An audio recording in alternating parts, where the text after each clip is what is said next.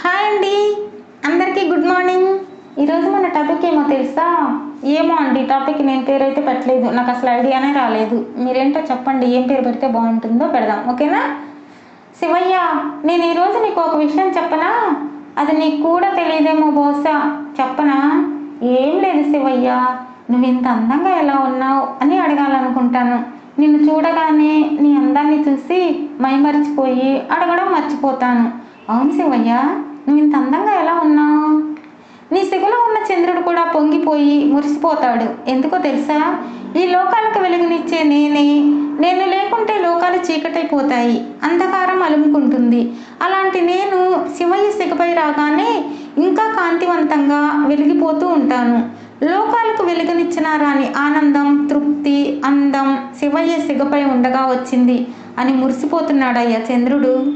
ఇకపోతే గంగమ్మ తన తాతల పాపాలను ప్రక్షాళన చేయడానికి భగీరథుడు గంగను గురించి తపస్సు చేసినాడు కదా.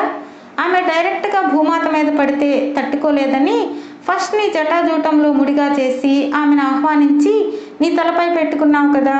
తర్వాత కొంచెం కొంచెంగా గంగమ్మను భూలోకానికి పంపి భగీరథుని తాతల బూడిదపై ప్రవహించేలా చేసి పాప ప్రక్షాళన చేసినావు. అది వేరే విషయం, అది అందరికీ తెలిసిన విషయమే. కానీ గంగమ్మ ఫస్ట్ భూలోకానికి పోవాలంటే ఎక్కడ నేను అపవిత్రమైన స్థలంలో పడతానేమో అని భయపడిందేమో. కానీ నీ వలన ఏకంగా మొదటి అడుగు నీ తల మీదే ఉంచింది. అలాగే పవిత్రంగా నిలిచిపోయింది కూడా. శివయ్య, నువ్వెప్పుడైనా గంగమ్మను చూసావా?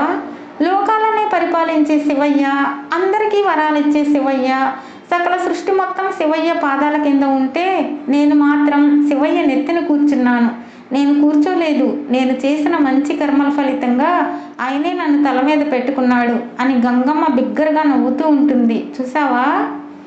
అరమోడ్పు కన్నులతో నువ్వు ధ్యాన ముద్రలో కూర్చున్నప్పుడు అందమైన నీ శరీరం మీద పడ్డ మంచు బిందువులు కూడా ఏమీ మా భాగ్యం అని మురిసిపోతాయేమో కదా.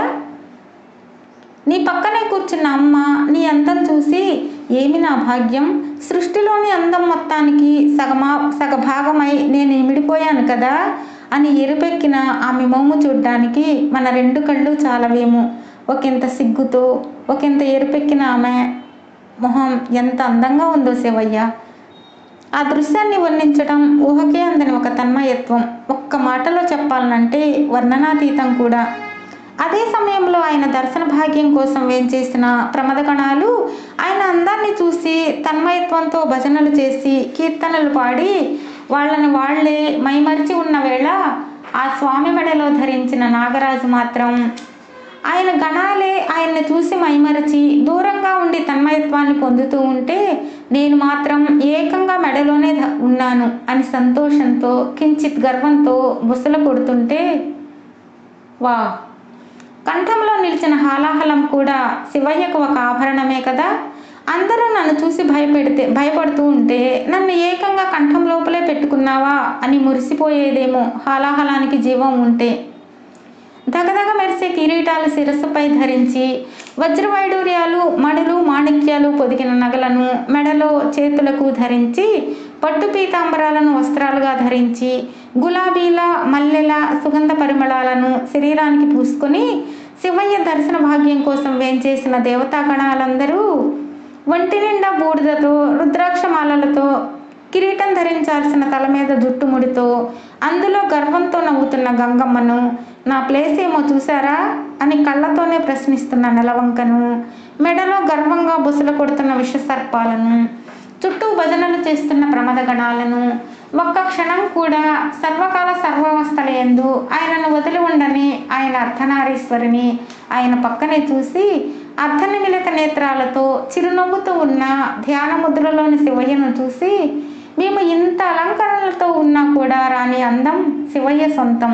మా అందం విడిగా అద్భుతమే, కానీ ఈ పార్వతీపతి పక్కన ఉంటే మా సౌందర్యం సూర్యుడి ముందు దివిటీలా ఉందే అని ఒకంత అసూయతో ఒకంత సిగ్గుతో ఆయన కళ్ళలోకి సూటిగా చూడలేక ఆ దేవతలు తమ చూపులను పక్కకు తిప్పుకుంటూ ఉంటే వావ్, అయినా కూడా ఏ భావము లేని నిష్కల్మషమైన చూపుతో చెరగని చిరునవ్వుతో ఎంత సైలెంట్గా ఉంటావు శివయ్య నువ్వు. అందరూ వ్యాయామం చేసి శరీరాకృతిని అందంగా మలుచుకుంటారు. కానీ ఏ వ్యాయామం చేస్తాడో నా శివయ్య, అందమైన దృఢమైన శరీరాకృతి ఆయన సొంతం. ఆయన సీక్రెట్ ఏమో కానీ ఆయన ప్రతిరోజు నాట్యం చేస్తాడు కదా.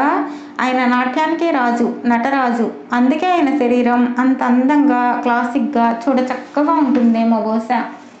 అందానికి ఆలవాలమైన ప్రకృతి, కౌల కళాలలో ఎప్పుడు అందంగా మలచబడే ప్రకృతి, నన్ను మించిన అందం ఇక ఎక్కడా లేదు అని విర్రవీగే ప్రకృతి, అక్కడ ఉన్న దృశ్యాలన్నీ చూసి వాటి మధ్యలో నిశ్చలంగా ఉన్న శివయ్యను చూసి, అరే నేను ఇన్ని రోజులు నన్ను మించిన అందం లేదని విర్రవీగానే, నన్ను మించిన అందం కైలాసంలోనే శివయ్య రూపంలోనే ఉందా అని ఒకంత సిగ్గుతో మరికొంత పశ్చాత్తాపంతో తలదించుకుంటే, వా నీ అందం ఏమని వర్ణించగలం శివయ్య?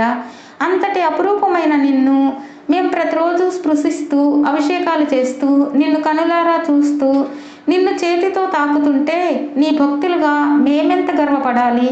నీ భక్తులు ఇంకెంత పుణ్యం చేసి ఉండాలో కదా. మిగతా స్వరూపాలన్నీ గర్భగుడిలో ఉండి తమ ఆశీస్సులు వరాలు ఇస్తారేమో, కానీ నువ్వు మాత్రం గర్భగుడిలో ఉన్న బయట ఉన్న నీ భక్తులను తాకనిచ్చి ప్రేమతో దగ్గర తీసుకొని హత్తుకొని ఆశీర్వదించే ఒకే ఒక్క రూపం నీది. వాళ్ళ దగ్గరికి రానిస్తే వాళ్ళ నగలన్నీ ముట్టుకుంటారేమోనని భయపడతారేమో బహుశా. కానీ నీకు ఆ భయమే ఉండదు కదా శివయ్య. నీకు దేని మీద ఆశ కూడా లేదు కదా. నగలంటే ఇంట్రెస్ట్ లేదు, ఏం లేదు. కానీ న్యాచురల్గా చాలా హ్యాండ్సమ్గా ఉంటావు నువ్వు కదా. ఒకవేళ నీ దగ్గర నగలున్నా అందరికీ ఇచ్చేస్తావేమో కదా.